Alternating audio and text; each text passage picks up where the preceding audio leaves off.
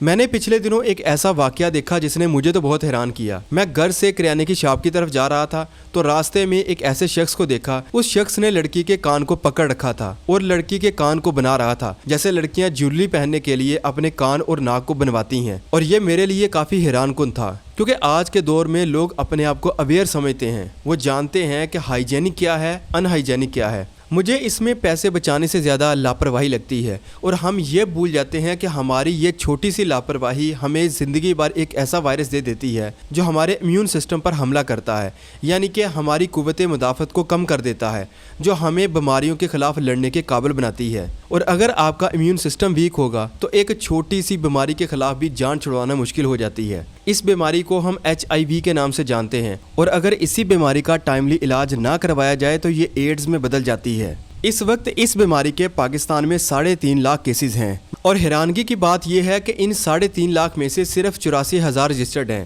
جبکہ باقی لوگوں کو اپنے اس بیماری کے سٹیٹس کے بارے میں پتہ ہی نہیں ہے۔ ویسے تو اس بیماری کی ایک وجہ ان سیف جنسی تعلق بھی ہے، کیونکہ یہ بیماری باڈیلی فلوئڈ اور بلڈ کے ایک جسم سے دوسرے جسم میں منتقل ہونے سے بھی پھیلتی ہے۔ ہاسپٹل میں بلڈ منتقل کرنے کے لیے تو باقاعدہ ٹیسٹ کیے جاتے ہیں۔ اگر نائی کی دکان سے ایسا ہو جائے، خاص طور پر ایسے نائی جو ایک ہی بلیڈ کے ساتھ کئی لوگوں کی حجامت کر دیں گے، اگر ان میں سے ایک بھی HIV پازیٹیو کیس مل جاتا ہے، اس کے کٹ لگ جاتا ہے، تو دوسرے آنے والوں کے لیے یہ ڈر رہے گا کہ کہیں اس سے یہ بیماری دوسروں کو نہ پھیل جائے، کیونکہ بلیڈ کو ری یوز کرنے سے بھی اس بیماری کے پھیلنے کا خدشہ رہتا ہے۔ ہم نے تو شاید یہ کبھی سوچا بھی نہیں ہوگا کہ ہاسپٹلز میں بھی ایسی لاپرواہی برتی جا رہی ہے۔ ریسنٹلی BBC نے ایک رپورٹ پبلش کی جس میں ایک خفیہ کیمرے کے ذریعے یہ ریکارڈ کیا گیا کہ ایک ہی سرنج کے ساتھ چلڈرن ہاسپٹل میں مختلف بچوں کو میڈیسن دی جا رہی ہیں، جس کو امیجن کرنا بھی مشکل ہے، کیونکہ وہاں پر سب سے زیادہ صفائی ستھرائی کا خیال رکھا جاتا ہے۔ وہاں پر پیشنٹس ٹریٹمنٹ کے لیے آتے ہیں، نہ کہ مزید افیکٹڈ ہونے کے لیے۔ حالانکہ اس طرح کا اتفاق نشہ آور لوگوں میں دیکھا جاتا ہے۔